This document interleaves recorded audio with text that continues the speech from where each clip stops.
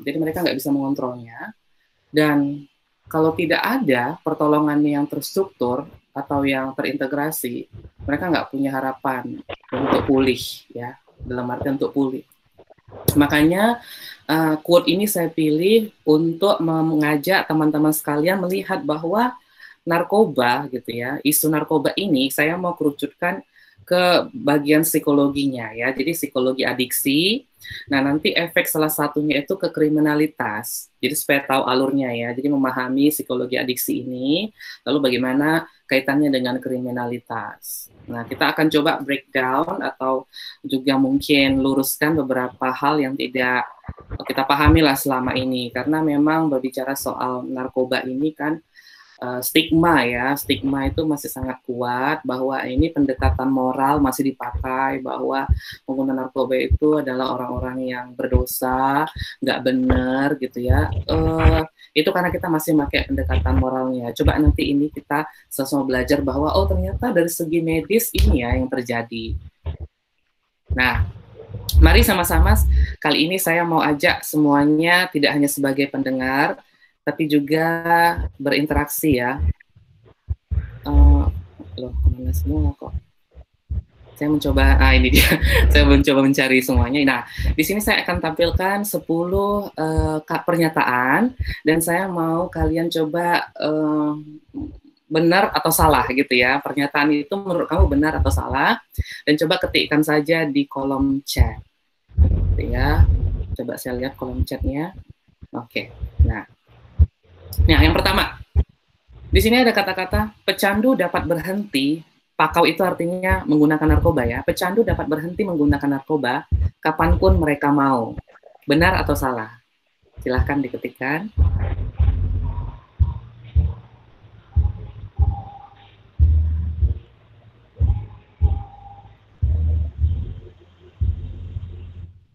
Iya. Tidak, ya, kebanyakan sudah menjawab tidak. Mari kita lihat. Nah, jadi di sini saya mau meluruskan bahwa jawaban tidak itu adalah benar, ya. Bahwa seorang pecandu itu kalau dikatakan dia bisa berhenti kapanpun mereka mau, berarti mereka bukan pecandu. Karena pecandu itu dia mengalami yang namanya penyakit kecanduan, atau bahasa lainnya adiksi, atau bahasa Inggrisnya adalah addiction, atau bahasa Inggris lainnya adalah dependence, gitu ya. Nah, adiksi ini adalah penyakit kronis. Jadi yang diserangnya itu adalah otak, ya, sistem saraf pusat. Nah, otak ini kan sangat kompleks, ya, gitu ya, miliaran saraf, gitu ya, ada neurotransmitternya. Jadi diserang itu bukan fisik yang lain, gitu. Terutama itu adalah memang otak, gitu. Ada yang namanya frontal cortex, gitu ya, yang depan ini, gitu ya, otak kita bagian depan ini kan berfungsi untuk menilai baik buruk, gitu kan, logis atau tidak logis, mengambil keputusan, gitu. Dan tahu nggak, otak depan ini matangnya usia berapa? Usia 25 tahun loh, matangnya, gitu. Makanya kita dalam proses remaja hingga umur 25 mungkin tampak labil, gitu ya. Yang orang tua kita bilang itu salah atau tidak benar, kita anggap itu benar, gitu ya. Mau menang sendiri, karena memang kematangan otak depan ini juga dipengaruhi kan banyak hal, gitu. Mungkin secara genetis juga, makanan kamu, gizi kamu, tapi secara riset literasi yang saya baca itu matang 25 tahun. Nah, bayangkan narkoba masuk ketika, gitu ya, otak itu belum matang. Makanya nanti kalau kita lebih dalam, lihat lebih dalam, kenapa remaja-remaja di usia dini ketika dia sekali menggunakan narkoba itu risikonya tinggi untuk menjadi pecandu, ya, karena otaknya belum matang, dapat sesuatu yang enak, gitu ya, sistem saraf pusatnya dapat sesuatu yang enak, itu akan cenderung untuk diulangi lagi, gitu ya. Jadi adiksi ini adalah penyakit yang menyerang sistem saraf pusat di otak, gitu ya, dan ini bersifat kronis, ya, menyerang otak bersifat kronis. Artinya apa? Tahunan, seumur hidup. Kalau kamu adalah seorang yang sudah didiagnosa gangguan kecanduan narkoba, gitu ya, itu udah penyakit yang akan kamu alami seumur hidup. Kamu akan pulih, tapi tidak bisa sembuh. Artinya pulih di sini akan ada kemungkinan untuk jatuh lagi. Misalnya udah masuk rehab gitu ya, 1 tahun gitu, kemudian keluar gitu dengan harapan udah sembuh dia. No no no, there is no sembuh gitu, tidak ada kata sembuh dalam pemulihan dari adiksi ini. Yang ada adalah kata pulih. Artinya kamu harus berjuang setelah keluar rehab, kamu harus mendapat dukungan dari keluarga, lingkungan, dan perjuangan dari diri kamu untuk menjaga supaya kamu nggak make lagi gitu. Sampai akhirnya suatu saat mungkin entah 3 tahun kemudian dalam kondisi stres, tidak ada dukungan, narkoba ada. Nah, seseorang kan bisa jatuh lagi. Nah, makanya ini bekerja dengan isu narkoba ini gitu ya, cukup membuat kita capek hati kalau kita tidak mengerti bahwa ini adalah bersifat relapsing, kambuhan, karena yang diserang adalah fungsi otak gitu. Bukan berarti teman-teman pecandu narkoba itu udah pasti gila, no gitu ya, tidak gitu. Bahkan rata-rata mereka yang saya dampingi ya, saya bekerja di isu narkoba ini kan mendampingi tahun 2010 hingga 2016 ya, itu lebih intens. Setelah 2017 kemarin lebih bersifat konseling saja. Kalau dulu langsung bertemu, langsung main ke lapangan, jumpa mereka sedang make narkobanya gitu. Nah dulu itu kan kalau narkoba ini lebih hits gitu ya, heroin ya, putau. Tapi sekarang sejak mungkin bisa dibilang 5 tahun terakhir itu beralih ke metamfetamin atau sabu-sabu ya, bukan syabu, sabu-sabu. Jadi nanti kita lihat juga bagaimana perbedaannya ya, seperti itu. Jadi untuk bisa berhenti seseorang itu butuh yang namanya intervensi, pengobatan, perawatan, dan salah satu cara yang efektif direkomendasikan adalah masuk ke rehab. Nah, nomor 2, mungkin bisa juga langsung diketik lagi benar atau salah gitu ya. Adiksi adalah kerusakan moral. Benar atau salah?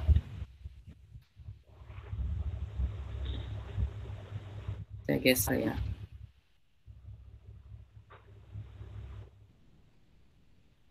Oke, terima kasih responnya ya.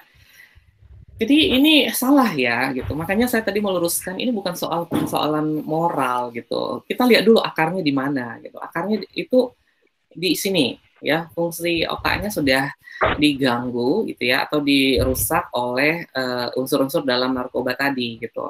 Jadi fungsi berpikir yang tadinya logis, tahu benar salah dengan baik gitu kan, diganggu oleh si narkoba ini. Bahkan ada orang yang lebih berisiko menjadi pecandu karena genetik dan lingkungan mereka. Iya, benar sekali. Ngomong-ngomong soal genetik, itu kenapa sih orang bisa jadi pecandu ya? Tahu nggak? Itu banyak faktor. Jadi kita jangan bilang hanya gara-gara, lingkungannya tuh gitu. No, no, no. Salah satu juga yang menjadi penyebab adalah genetik.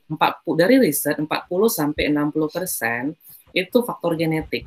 Jadi kalau kamu, dalam keluarga kamu coba lihat, ada nggak orang yang kecanduan, entah rokok, minuman keras gitu ya, heroin atau sabu, ada nggak di dalam keluarga? Nah kalau ada, coba lihat deh ke pohon keluarga, ya di atasnya pasti ada gitu. Karena secara genetik tadi kan 40-60%. Nah kalau saya ketemu klien, saya bilang ini, terus mereka bagaimana coba? Nggak mungkin kan, saya nggak ada niat untuk membuat mereka down. Kalau mereka mau berkeluarga dan punya anak, berarti nanti anakku akan jadi pecandu. Oh no, jangan. Makanya kan banyak faktor gitu. Nah setelah tahu bahwa secara genetik 40-60% itu genetik loh, nature gitu kan. Nurture-nya ini bermain. Nurture itu apa? Pola asuh, lingkungan gitu kan. Kalau bibit itu tidur, tidak di-trigger, tidak dipicu oleh lingkungan, maka that's fine, mereka akan baik-baik saja. Nah gitu ya. Oke, kita lanjut lagi. Nomor 3, semua yang menggunakan narkoba adalah pecandu. Jadi kalau kamu pakai narkoba gitu, kamu adalah pecandu. Benar atau salah? Yang mau lihat.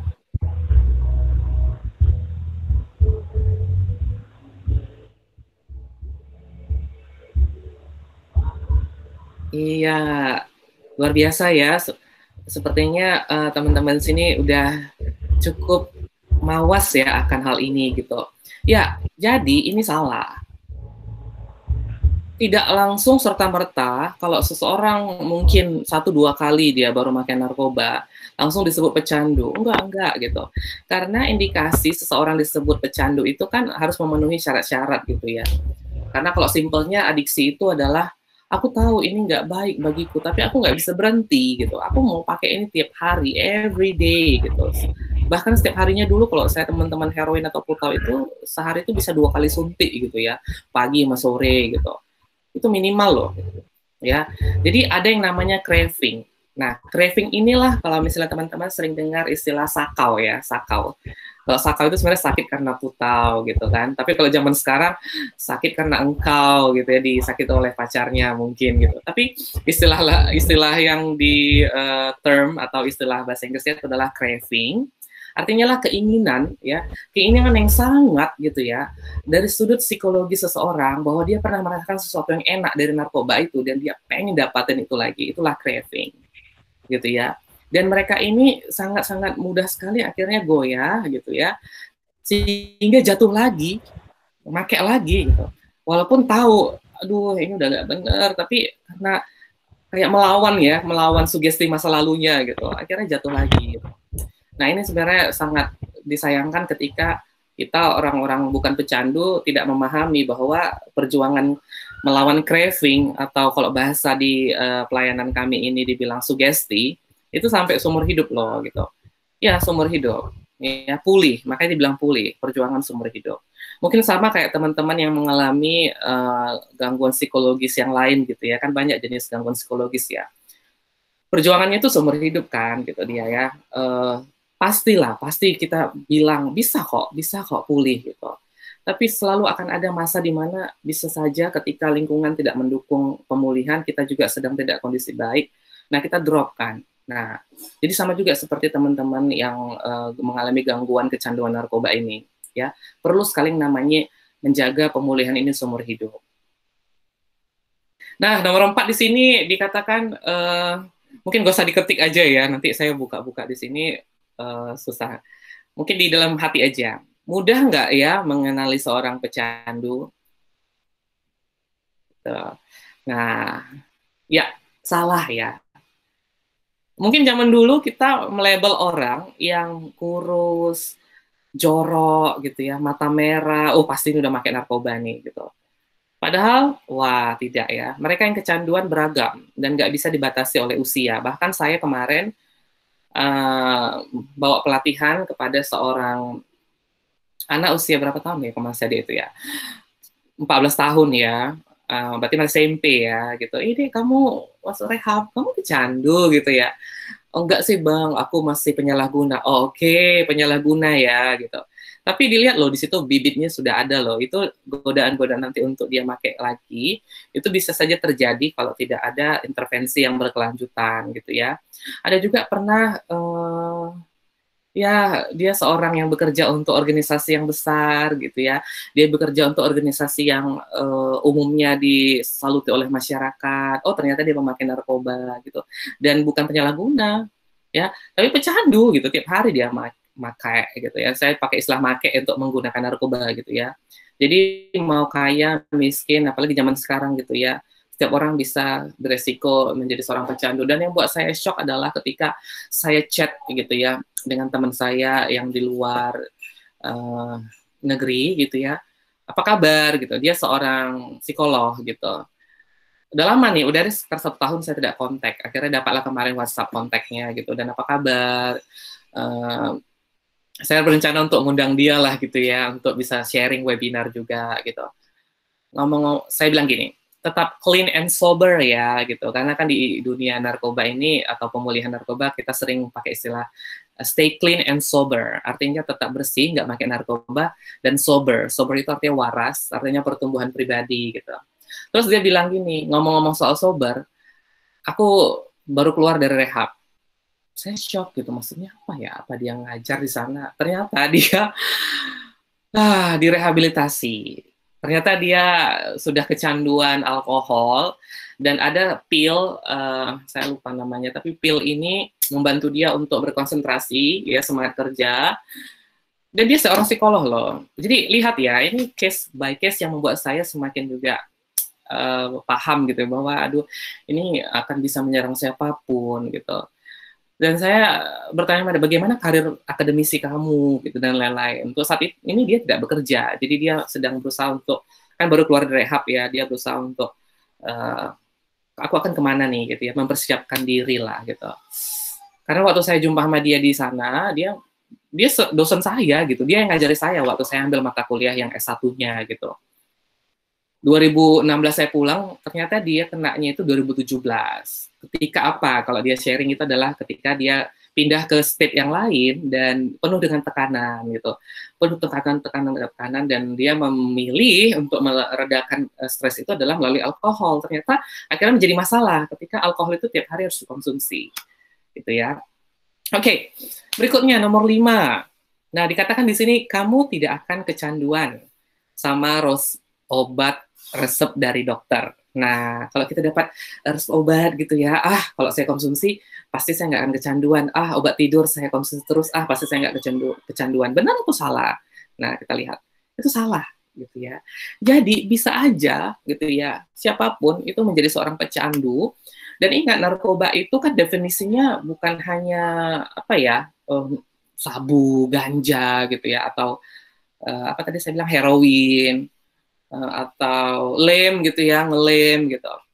Ada juga obat-obat gitu ya, obat-obat yang memang misalnya ada kalau kita meringankan sakit kepala ataupun membuat kita pengen cepat tidur, ternyata efeknya bisa mengikat gitu. Makanya kan harus resep dokter lagi-lagi gitu kan, jangan sembarangan. Nah, ternyata di Amerika sendiri tahun 2015 banyak sekali penyalahgunaan painkiller, penghilang rasa sakit gitu ya, obat-obat yang menghilang rasa sakit dipakai oleh orang-orang sehingga dia kecanduan karena dia mencari efek high. High itu artinya efek fly gitu ya, efek enaknya gitu. Ya, oke. Lanjut.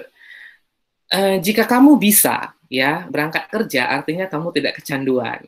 Oke, di sini juga salah gitu ya. Seperti tadi pernyataan nomor 3, banyak orang yang menderita kecanduan tapi masih bisa bekerja loh gitu.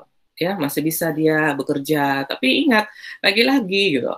Kalau misalnya sabu-sabu ini kan efeknya memang membuat kita jadi apa ya? Aktif ya, aktif berlebihan gitu. Bahkan teman yang saya dampingi, bukan teman ya, klien yang saya dampingi itu, kalau dari pengakuan mereka, saya survei beberapa orang bisa tidak tidur sampai 3 sampai 5 hari gitu ya. Bahkan 1 sampai 3 hari itu bisa aja nggak makan, tapi yang penting pompa terus, artinya konsumsi narkoba terus ya. Tapi kalau misalnya heroin dulu atau putau, kalaupun dia bekerja itu biasanya tidak maksimal gitu ya. Oke. Nomor 7, hanya narkoba keras yang berbahaya. Ini maksudnya narkoba keras ya kayak pikiran kita, sabu itu narkoba keras, heroin itu narkoba keras. Narkoba yang nggak keras itu kan ya kayak lem, ganja, gitu-gitu kan. Nah ini benar atau enggak ya? Nah ini juga nggak benar, itu salah gitu. Narkoba apapun ketika dikonsumsi berlebihan akan mengakibatkan kerusakan pada otak dan tubuh. Ya memang terutama di sini, tapi lambat laun semua bagian tubuh kita bisa saja dirusak gitu ya, fungsi hati, fungsi pencernaan gitu ya, fisik kita, karena orang yang menggunakan jarum suntik dulu ya itu mau loh dari ujung tangannya sampai ke pangkal tangannya itu bekas jarum ada, sampai pernah di sebelah kanan atau sebelah kiri matanya, pelipis ini ya namanya ya. Lalu yang paling membuat saya shock waktu itu adalah dekat selangkangannya dia suntikkan narkobanya, dia suntikkan heroinnya atau putaunya. Nah, nomor 8, tidak ada yang dapat teman atau keluarga kita lakukan untuk menolong pecandu. Wah, ini sangat-sangat salah sekali ya kalimat ini ya. Pastinya lah ada yang bisa kita lakukan gitu. Kita sebagai keluarga atau teman itu sebenarnya punya sistem yang bisa sekali menolong teman kita. Kita tawarkan bantuan gitu. Dan ingat, memang membantu teman-teman kita yang kecanduan ini sangat membutuhkan apa ya? Cinta lah ya, kesabaran, cinta tak bersyarat gitu ya, kesabaran, cinta tak bersyarat, dan kecerdasan emosional pastinya gitu ya, karena memang berbeda sekali konsepnya dengan penyakit yang lain dan dengan harapan kita gitu secara moral gitu ya. Nah, di sini nomor 9, rehab tidak berfungsi dalam pemulihan. Ups, siapa bilang gitu ya, salah gitu. Memang rehab itu bukan pengobatan seumur hidup, nggak mungkin kan tinggal di rehab selama 40 tahun gitu ya. Tapi biasanya program rehab itu ada yang sebulan, 2 bulan, 3 bulan, bahkan paling lama ada yang setahun gitu ya. Nah, sampai saat ini memang diakui bahwa treatment atau intervensi atau perawatan yang tepat itu atau efektif itu adalah rehabilitasi. Tapi jangan ngomongin soal rehab-rehab yang istilahnya masih bisa kita evaluasi di dalamnya ya, karena bisa saja jumpa rehab-rehab yang mungkin tidak memenuhi standar yang baik gitu. Nah, seperti saya bilang tadi nomor 10 yang terakhir nih pernyataan gitu ya. Relapse itu artinya kambuh ya. Kambuh itu sama saja dengan kegagalan dalam pemulihan. Nah, ini juga saya belajar the hard way. Saya belajar ini bahwa kalau kamu sudah pulih dari rehab, udah keluar, udah bersih, udah gemuk lagi gitu ya, udah rapi, udah bersih, matanya udah nggak secekung dulu gitu ya. Udah, kamu harus bertahan gitu ya. Kamu harus bertahan gitu. Akhirnya tahun 2010, 2011 itulah masa-masa saya untuk belajar bahwa iya ya gitu. Bahwa ternyata pemulihan dari kecanduan ini adalah proses seumur hidup. Kambuh atau relapse itu sebenarnya bukan kegagalan, tapi itu bagian dari sebuah pemulihan. Nah, sakit ya atau luar biasa ketika dibilang bagian, seolah-olah kayak mengizinkan kalau dia boleh aja gitu relapse. No gitu ya. Jadi ketika seseorang itu relapse gitu banyak faktornya. Nah, di situ juga momen di mana dia bisa merefleksikan dan mengevaluasi usaha mereka sejauh itu untuk berjuang supaya nggak pakai lagi, dan strategi seperti apa ya supaya kedepannya aku tidak jatuh lagi. Kemarin aku jatuh karena A B C D gitu ya. Nah, kedepannya bagaimana supaya tidak jatuh lagi. Jadi ini hal yang sudah saya alami dalam proses mendampingi teman-teman, dan saya cukup cukup berharap supaya ketika seorang dalam keluarga kita ada yang menjadi pecandu gitu ya, butuh memang edukasi diri juga, edukasi keluarga, karena sebenarnya kecanduan ini adalah penyakit keluarga gitu ya. Kenapa saya bilang penyakit keluarga? Ketika anaknya kecanduan, apa yang terjadi biasanya ke klien yang datang ke rehab kita dulu gitu? Kalau nggak si ibu aja menangis-nangis, si bapak menyalahkan ibu, si ibu menyalahkan bapak gitu ya.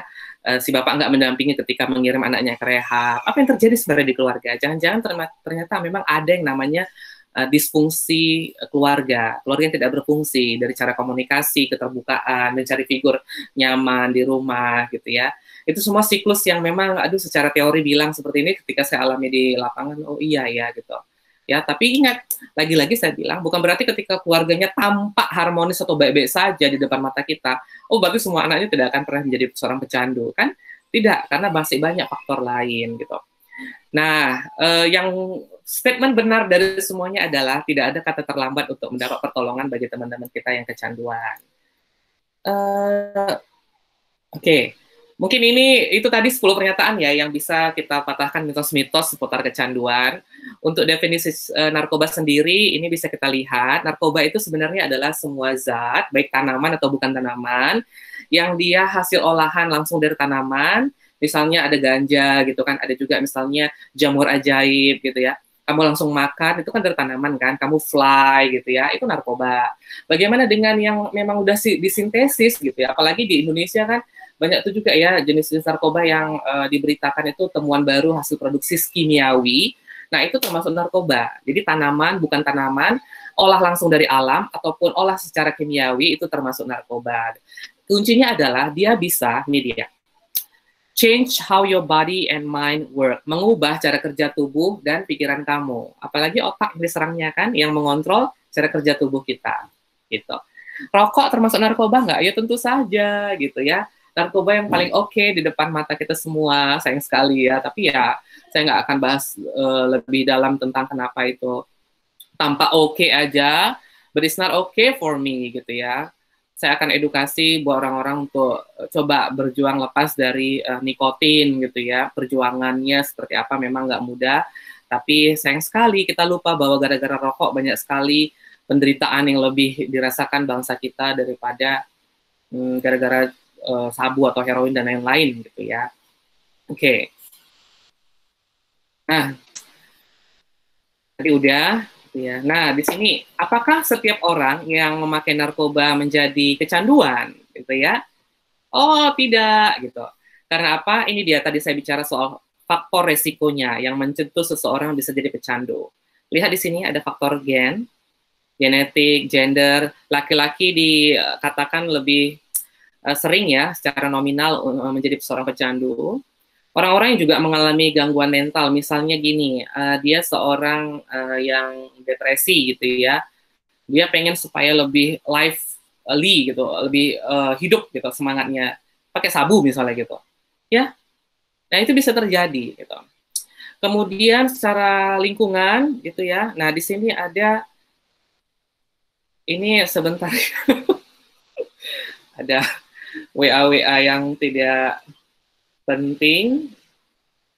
Ya, secara lingkungan kita bisa lihat di sini rumah yang chaotic, artinya berantakan, tidak berfungsi keluarganya dengan baik gitu ya. Kekerasan dalam rumah tangga, tekanan sebaya juga. Kalau lu mau gabung sama kita, lu merokok, lu harus pakai ganja supaya kita terima, misalnya gitu kan. Atau juga sikap komunitas, kamu tinggal di komunitas mana, bahwa memakai heroin itu is okay gitu kan. Nah, juga penyebab lain untuk segi lingkungan adalah prestasi sekolah yang buruk. Sehingga dia merasa mungkin tidak sebentar teman-teman, jumpa lagi sama teman sebaya yang memang menggunakan narkoba. Akhirnya dua hal ini kan bisa bersatu dan akhirnya ketersediaan drug, ketersediaan narkobanya juga ya. Di mana-mana sekarang ketersediaan narkoba. Akhirnya dia dan dia bisa jatuh resiko tingginya untuk menjadi seorang pecandu. Ya, nanti bisa dilihat sendiri kalau mau bahannya nanti bisa di-share. Nah, sekarang kita lihat di sebelah kanan, faktor pelindungnya apa? Kita lihat dari community. Dari inti dari semua ini, baik community, family, keluarga, sekolah, atau si individunya sendiri, adalah dimulai dengan social skills. Bagaimana kita mengenal diri, gitu ya, menghargai diri, dan itu dimulai di keluarga, gitu kan? Bagaimana kita bisa mengontrol emosi, bagaimana kita bisa mengatakan tidak pada tekanan sebaya, gitu ya, itu sangat penting dilatih sejak dini, gitu ya, sejak dini. Bahkan kalau bisa sejak dalam kandungan, itu berpengaruh loh pencegahan.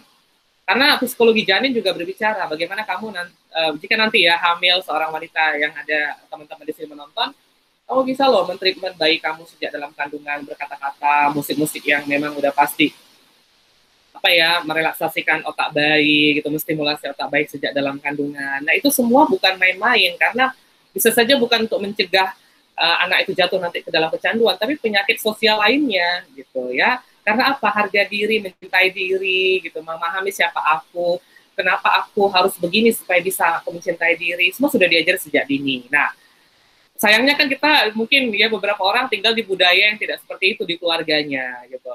Nah kalau gitu ya udah nanti kan dalam masa di sekolah di komunitas kita akan jumpa dengan orang-orang yang oh iya ya bahwa hidup ini bukan hanya sekedar mencari kesenangan gitu ya. Ada hal-hal yang mungkin bisa kita lakukan untuk melindungi diri kita, misalnya membantu orang lain, terlibat dalam kegiatan kemasyarakatan gitu ya. Oke. Tadi saya bilang kan bahwa kalau pakai narkoba belum tentu menjadi seorang pecandu. Benar, karena ada stagesnya, ada tahapannya. Yang pertama pastinya abstinen. Abstinen artinya adalah tidak pakai narkoba, ya kan? Abstinensia, tidak pakai narkoba. Nah, ternyata ada orang-orang yang memang dia pada tahap experimental use. Coba pakai deh sekali, coba pakai deh 2 kali gitu ya. Nah, di sini nih pintu masuk nih, gitu ya. Kalau dia coba sekali, terus dia merasa enak, dia kan pengen ngulangi lagi. Nah, setelah mengulangi lagi, mulailah dia yang namanya recreational use. Tiap minggu ya, sekali seminggu party-party make gitu kan. Kalau pas mungkin sekali sebulan, temannya ada party, oke make. Nah, dia tidak ada masalah yang signifikan, masih recreational use gitu ya. Mungkin ada juga beberapa budaya di mana kalau malam tahun baru minum-minuman keras gitu ya. Nah, disinilah pintu masuk ke hal yang mungkin menurut saya udah sangat-sangat ini di sini aja sudah nggak benar sebenarnya gitu ya. Saya nggak mau bilang bahwa experimental use oke-oke aja, no gitu. Saya akan mengharap sekali kita tidak mencoba satu jenis narkoba apapun. Nah, ketika udah masuk tahap 4 disebutlah penyalahguna. Penyalahguna ini dia sudah terpola dan polanya itu sudah bermain plus bermasalah gitu ya. Misalnya dalam seminggu dia udah polanya 2 kali make ya. Dan dalam 2 kali itu seharusnya dia beribadah atau dia ngerjain PR atau dia kerja sama dengan teman, dia tinggalin semua. Akhirnya kan masalah-masalah kepercayaan, tanggung jawab udah mulai ditinggalkan. Nah, semakin parah, disitulah yang disebut dengan namanya kecanduan atau dependence. Tiap hari, I have to use drugs, gitu. Tiap hari saya harus pakai narkoba. Kalau nggak, saya nggak berfungsi. Gitu ya, setelah dia tahapannya. Ya, supaya tahu. Nah, kita masuk ke kriminalitasnya, karena saya nggak akan terlalu banyak ngomong ke kriminalitas, karena sebenarnya, gitu ya, Disinilah saya mau luruskan bahwa pecandu narkoba itu adalah masalah medis gitu, kerusakan fungsi di otak gitu dia. Dan bagaimana kaitannya? Ayo kita lihat. Nah, ada nama istilahnya telur adiksi. Sebelumnya saya coba cek dulu, masih mendengar suara saya ya? Masih Bang, masih. Oke, iya karena hujan ya. Oke, jadi telur adiksi adalah masalah-masalah yang dialami seorang pecandu. Pertama adalah tentunya masalah narkoba itu sendiri. Dia nggak bisa mengontrol untuk lepas dari narkoba itu. Kedua, efek dari narkoba itu ada juga yang mengakibatkan libido seks naik gitu ya, sehingga melakukan perilaku-perilaku yang berisiko gitu ya. Misalnya sabu, itu kan dari beberapa kebanyakan teman yang saya tanya menggunakan sabu, itu meningkatkan libido seks walaupun tidak semua melakukan hubungan seks. Dari mereka yang melakukan hubungan seks itu beresiko, sehingga terinfeksilah, resiko tinggi terinfeksi HIV, herpes, penyakit kelamin lainnya. Tapi ini tidak semua ya, makanya saya bilang resiko untuk terinfeksi penyakit kelamin. Nah, seks ini juga bisa digunakan beberapa orang pecandu untuk mendapatkan narkoba, karena tidak ada uang gitu ya. Nah, ngomong-ngomong tidak ada uang ini, itulah nanti kaitannya ke nomor 4 kan, money. Masalah dengan uang itu sangat-sangat bermasalah untuk pecandu narkoba. Mereka bukanlah financial consultant terbaik pastinya ya. Mereka adalah orang-orang yang paling sulit megang uang gitu, langsung habis gitu. Untuk apa ya? Untuk beli narkoba gitu. Nah, karena tidak punya uang ini, ada beberapa orang yang akhirnya menjual diri, menjual tubuhnya gitu ya. Baik dia perempuan ke laki-laki atau laki-laki ke laki-laki gitu ya. Itu bisa terjadi di lapangan. Gitu. Nah, ketika memang tidak mau menggunakan seks sebagai alat untuk mencari narkoba, disinilah kaitannya dengan crime, ya, kriminalitas.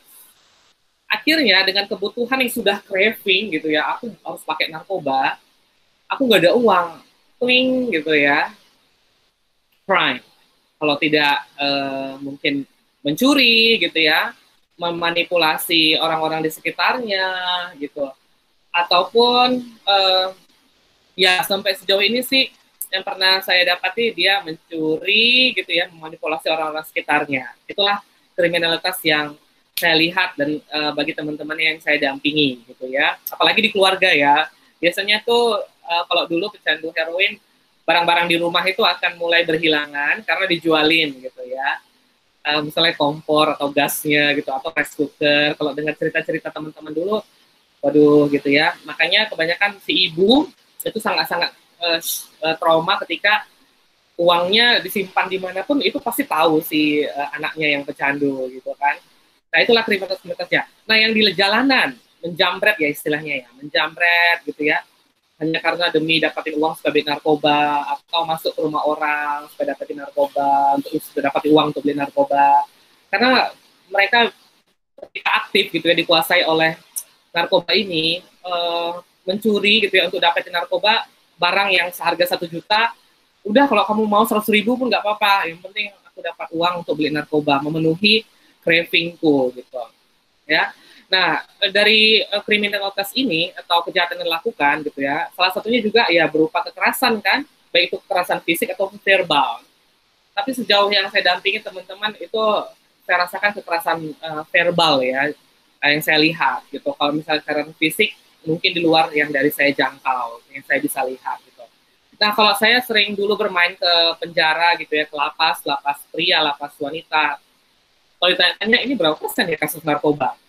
Wow, itu 70-90% kasus narkoba gitu.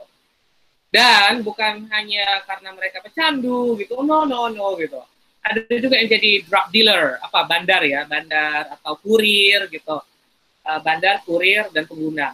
Jadi kalau misalnya dibilang 80% kasus narkoba, berarti pecandu semua di dalam. Oh, no, bisa saja dia pun baru sekali make gitu ya di dalam. Nah, ngomong-ngomong soal kriminalitas narkoba ini, ya, nah kita bisa tinjau dari sudut pandang Sigmund Freud ya, dari perspektif psikoanalisis.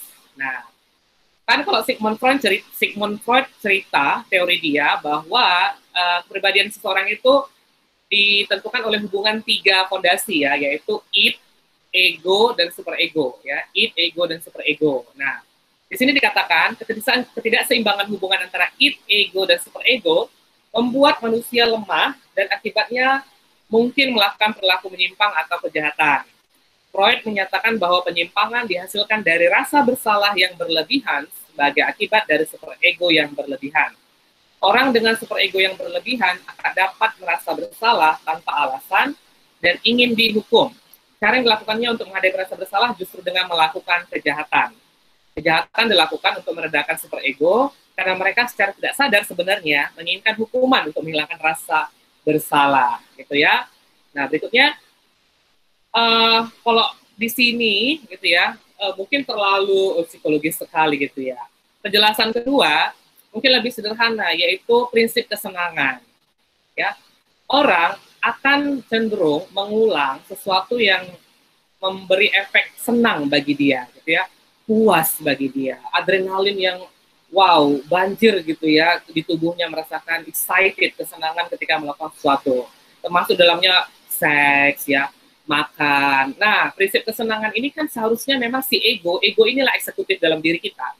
Dia mau dengerin si id inilah dorongan yang memang dia buas, karena si id ini adalah dorongan untuk seks, makan gitu ya, dan melindungi diri gitu ya. Tapi kalau super ego ini soal moral gitu ya.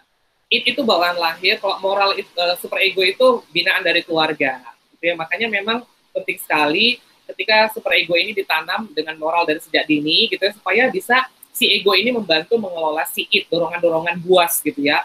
Mungkin bisa dibilang animal instinct gitu ya. Bahwa kalau ingin sesuatu aku harus dapatin sekarang juga walaupun nyakitin orang. Nah, gitu ya. Jadi di sini memang kejahatan itu dilakukan ketika memang si ego tidak bisa menggunakan super ego untuk menangani id, sehingga si ego tidak mampu mengontrol id, sehingga id yang menguasai diri, dan terjadilah perilaku-perilaku yang dibilang menyimpang. Nah, untuk meluruskan lagi, di sini ada juga review struktur bagaimana drugs dan kejahatan itu berkaitan ya. Nah, di sini ada istilah drug divine offenses, violations of rules bearing or regulating the possession, sharing, invention. Nah, jadi di sini ada kejahatan yang memang dia karena memiliki, gitu ya, atau dia menjual, gitu ya, atau dia bandar, kan gitu ya. Nah, yang kedua, drug-related offenses, crimes in which drugs pharmacologic effects contribute. Nah, di sini karena apa?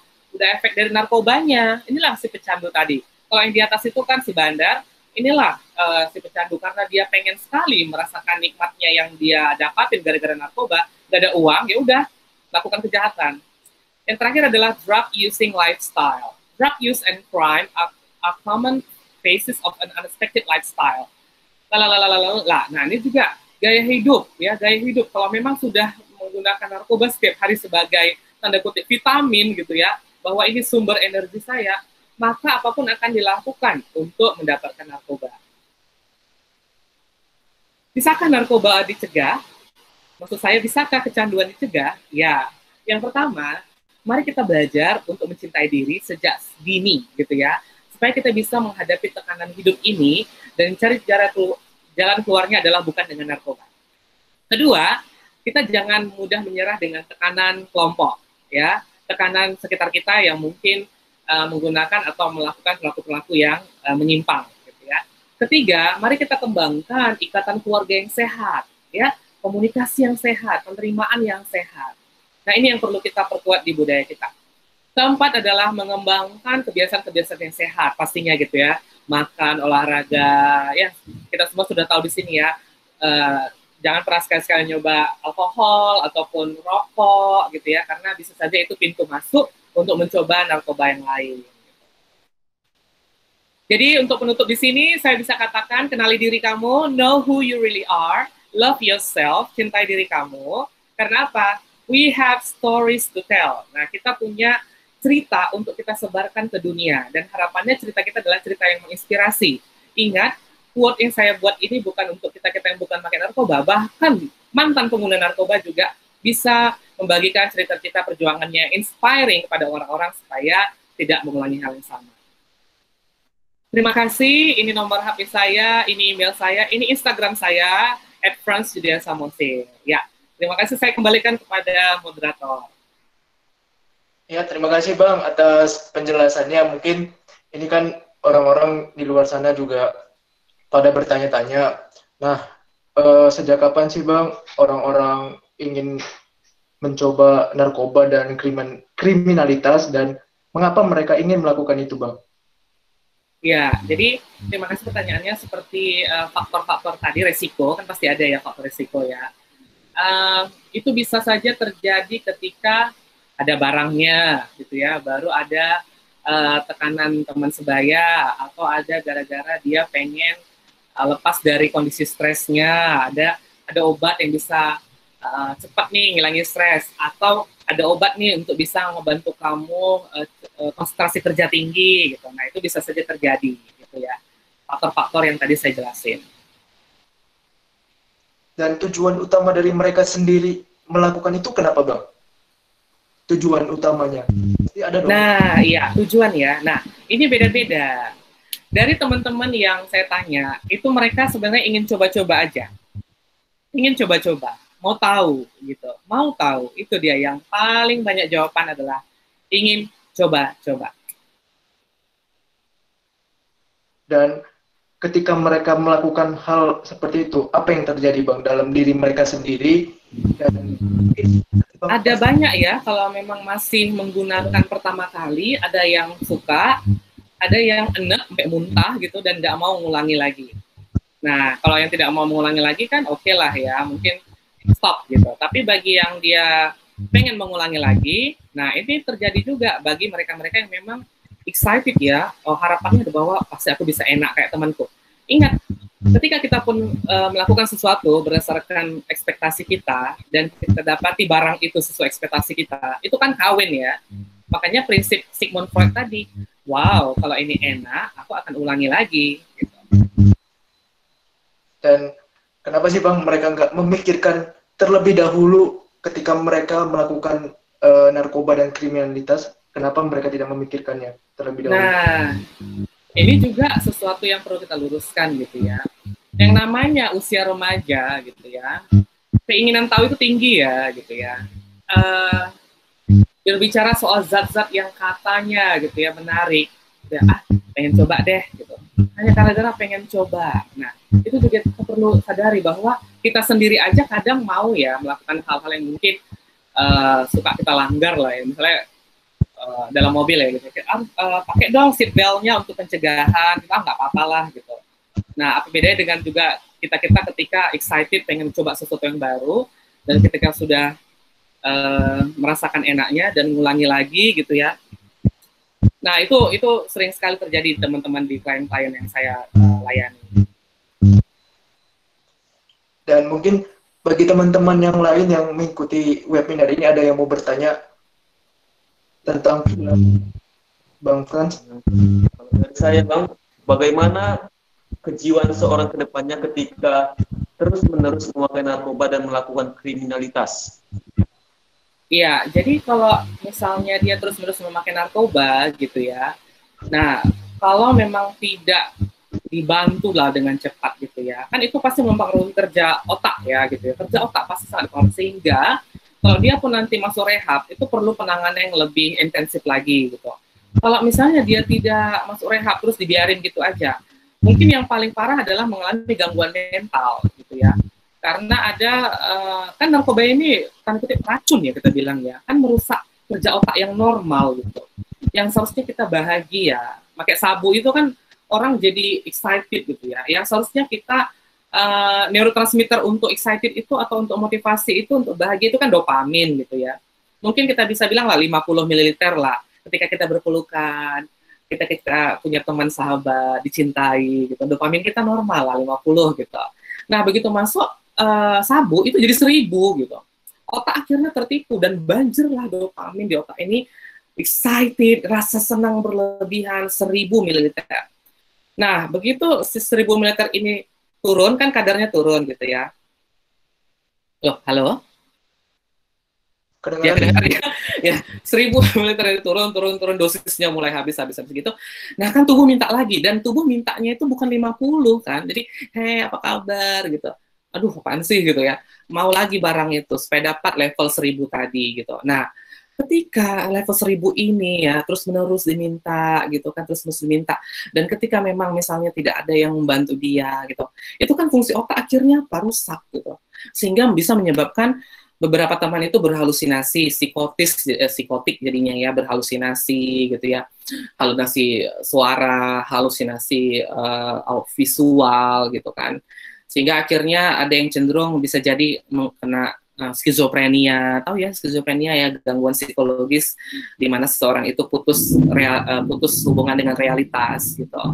Ya kalau mungkin kasarnya teman-teman kita yang di jalanan yang mau ketawa sendiri, yang mungkin bicara sendiri, itu biasanya disebut dengan skizofrenia. Tapi kalau di jalanan kan dibilang orang gila ya. Tapi mungkin kalau bisa kita bilang sekarang ini, kita mau menghapus stigma gitu ya. ODS, orang dengan skizofrenia. Kalau pecandu narkoba, orang dengan gangguan penyalahgunaan zat, ODGPZ, itu sebenarnya. Tapi ini proses lah, karena nggak semuanya langsung gitu kan. Bilang ODS saja orang dengan skizofrenia, mungkin hanya segelintir orang tahu. Tapi ini kalian ada 11 orang, mudah-mudahan udah bisa membantu untuk mengedukasi masyarakat. Ya itu ya. Dan ini Bang, ada pertanyaan dari Bang Freya. Nah Bang, saya mau nanya, apakah ada cara lain selain masuk rehab agar pecandu narkoba pulih? Ada nggak Bang? Ya, sayang sekali ya. Jika ada cara lain pasti saya bilang. Tapi kalau udah level pecandu, udah kecanduan gitu ya, itu saya sarankan untuk masuk rehab gitu. Dan pertanyaan dari Kak Maria, apa yang kita lakukan bila menemui orang di sekitar kita mengalami kecanduan dan punya potensi menyakiti sekitarnya, tapi mereka menolak untuk diobatin dan kita tidak berani melaporkannya karena kasihan? Iya, ini kejadian drama Korea pun kalah, karena ini hampir setiap klien ya yang kita temuin seperti ini gitu ya. Akhirnya memang harus tegas gitu. Kalau di luar negeri itu ada istilahnya intervensi gitu, intervention gitu ya. Si pecandu dikondisikan kumpul sama mama, bapak, adik gitu, keluarganya lah, didampingi terapis atau konselornya. Di situ setiap orang tonton deh acara di di YouTube namanya Intervention TV gitu. Pasti kamu akan tahu lah gambaran ini. Si konselor akan bilang, kamu hari ini kita mau ajak diskusi, mau membahas soal kondisi kamu gitu ya. Silahkan ayah, apa yang mau disampaikan. Si ayahnya baca surat nih gitu ya, baca surat. Jadi si terapisnya udah bilang, kita akan lakukan intervensi hari ini jam segini gitu ya, dalam kondisi dia yang ada di rumah gitu. Kamu buat surat apa yang kamu sampaikan. Adiknya, kakaknya, abangnya, mamanya buat surat, sampaikan lalalala. Akhirnya terakhir disimpulkan, kami ingin menolong gitu ya. Kami ingin menolongmu dengan memasukkan kamu ke rehab gitu. Dan di situ ketegasan muncul ya. Satu, masuk dan kami dukung, tidak get out of this family gitu. Itu tegas sekali. Tapi kalau di kita di Indonesia seperti yang dibilang Maria Julie gitu ya, itu kasihan gitu, kasihan anakku gitu, nggak berani. Nah itulah yang disebut dengan penyakit kodependensi, kodep ya, bahwa udah nggak apa-apa lah gitu. Apalagi ini kan anakku, tabu, kasihan. Bahkan ada kisah si ibunya memfasilitasi membelikan narkoba buat anaknya. Yang penting anaknya di rumah aja gitu kan. Jadi apa yang bisa kita lakukan nih? Kalau memang dia bukan keluarga kita hanya bisa edukasi buat si orang tuanya gitu. Ya ingat, kita jangan sampai mengontrol orang, kita hanya bisa edukasi. Tapi kalau misalnya di keluarga kita sendiri gitu ya, do it. Hubungi rehab, intervensi, ya, ambil, masukkan ke rehab, ya, walaupun itu secara paksa, karena NIDA itu apa ya, National Institute of Drug Administration, seseorang masuk rehab itu, mana yang lebih efektif, ketika dia sukarela atau tidak sukarela, dua-duanya sama, gitu ya, jadi silahkan masukkan ke rehab. Kalau memang tidak mengerti caranya, hubungi rehab yang mau dituju. Biasanya akan didatangi stafnya untuk membantu membawa si anak gitu ke dalam rehab gitu. Dan mungkin teman-teman ada yang mau bertanya. Ya, di mana seseorang sering memakai narkoba dan melakukan kriminalitas, dan mengapa memilih tempat tersebut? Di mana? Oh, everywhere, di mana aja bisa gitu. Apalagi zaman sekarang ya, di mana aja gitu. Bahkan mungkin saat ini sedang menonton ini pun bisa memakai narkoba misalnya gitu kan. Jadi dan kenapa tempat-tempat seperti itu? Ya karena oh this is my safe space gitu ya. Ini tempat amanku, aku bisa melakukan apapun gitu ya. Jadi tidak ada jaminan bahwa oh di semak-semak belukar itu zaman dulu. Kalau zaman dulu kan teman-teman heroin itu mau loh pakai itu dekat semak-semak belukar gitu. Ya apaan sih? Saya sampai masuk gitu. Ya ampun ada tempatnya gitu kan.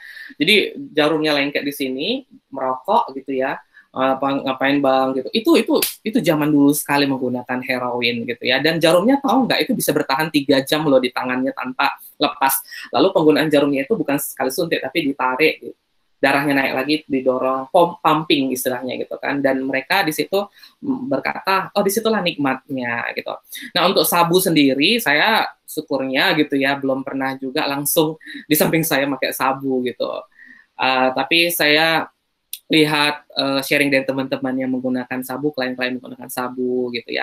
Ya, menggunakan di kamar pribadi gitu ya.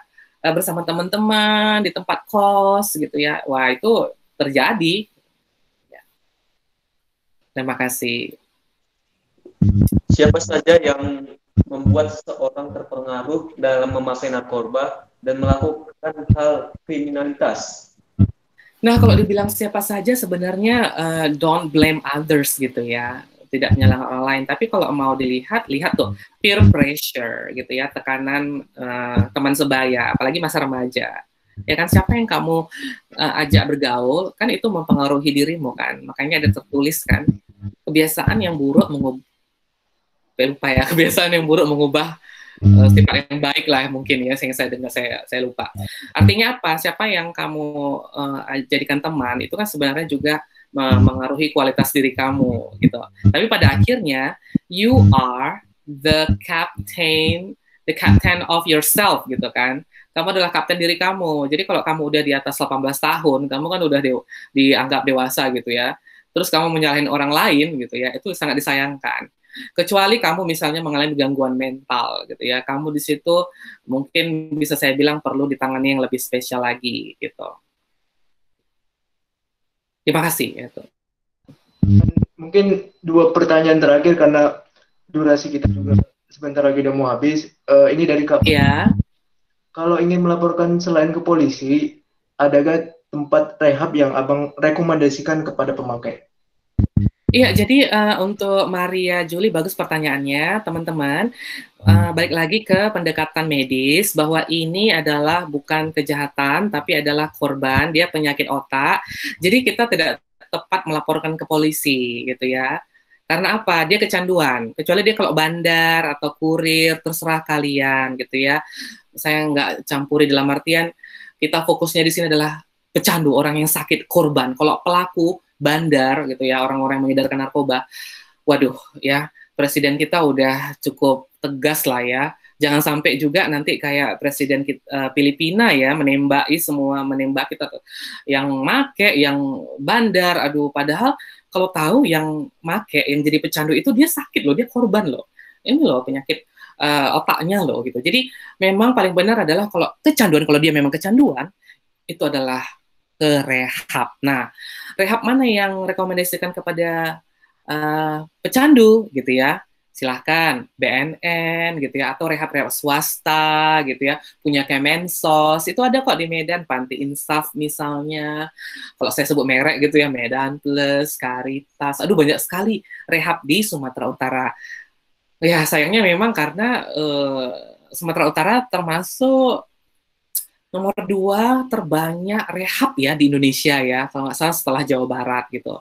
Karena memang dari survei tahun 2018 kalau nggak salah ya, terakhir survei itu di Sumatera Utara yang pernah memakai narkoba itu sekitar 400.000 orang. Pernah memakai ya. Kalau pecandunya gitu ya, wow di atas 500 pastinya sudah ada gitu. Mungkin satu pertanyaan terakhir, apa yang menjadi cara seseorang untuk menghindar dalam memakai narkoba dan melakukan kriminalitas? Iya, jadi ini saya ajak lagi kita yang bersepuluh saat ini gitu ya. Yuk mulai belajar yang namanya loving yourself gitu ya. Kenali diri, siapa aku ya gitu ya. Siapa aku? Terus setelah mengenali siapa aku mau mencintai diriku, ambil keputusan bahwa aku sehat, aku bahagia, aku mencintai diriku dengan segala kekuranganku. Nah, itu awal yang baik sekali untuk kamu mencegah dari apapun, nggak hanya narkoba gitu, tapi misalnya seks beresiko, mencuri, manipulasi, drama-drama Korea, gitu, tahu ya drama-drama Korea gitu ya, yang misalnya fake friends, teman-teman palsu gitu. Mungkin dalam hidup ini, apalagi kalian mungkin yang usia-usianya masih di bawah 20 ya, mungkin masih apaan sih gitu dalam sekali, tapi memang dari sejak dini pun kita perlu dalam untuk mengetahui, menyadari bahwa aku berharga ya, aku tahu bahwa aku bukan Indah Nugraha Kristami gitu, bukan hanya sekedar namaku gitu, aku adalah perempuan yang diasuh dari keluarga seperti ini gitu, aku memiliki iman sama yang maha kuasa, dan dari segi iman yang kudalami bahwa aku itu luar biasa berharga dan diciptakan spesial karena ada tugas khusus di muka bumi gitu. Nah, hal penting seperti itu sangat perlu kita sadari sejak dini supaya kita tahu arah kita tetap di jalur yang positif gitu. Terima kasih. Terima kasih Bang atas penjelasannya, dan juga terima kasih untuk teman-teman yang udah datang